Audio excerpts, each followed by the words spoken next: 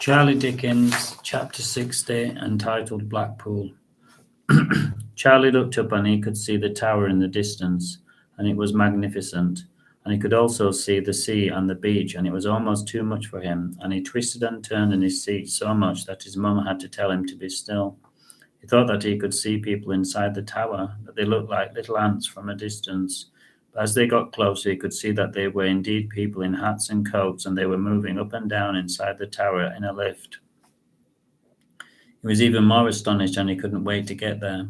He began to feel pleased that his mum was a fast driver. By now, the streets were thronged with ticker tape, and the sounds of people shouting and having fun were filling the air. Charlie could see the sea, but it wasn't pretty, he thought. It looked almost angry as the waves rolled in, and they were whipped up into a cauldron by the strong winds. An elderly couple were walking along the seafront and following a stray hat which had been blown off their heads. It was comical and sad at the same time. By now they had slowed to a crawl as cars jammed in front and behind them. Damn, his mum said, and which was quite a strong word for her. By now they had time to put on the radio, she said as she pushed the big rusty button, and Charlie jumped in his seat as the sounds of jazzy trumpets filled the car. They were blasting at an incredible volume.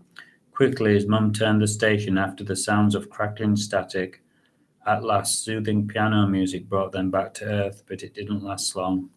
There was a scratching noise, and Charlie looked up at the car bonnet, and a fat-looking seagull was hopping about on the car and pecking and scratching at the windscreen.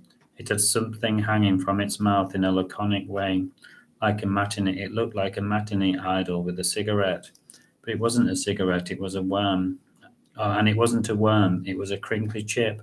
His mum laughed out loud. "This will keep us amused," she said.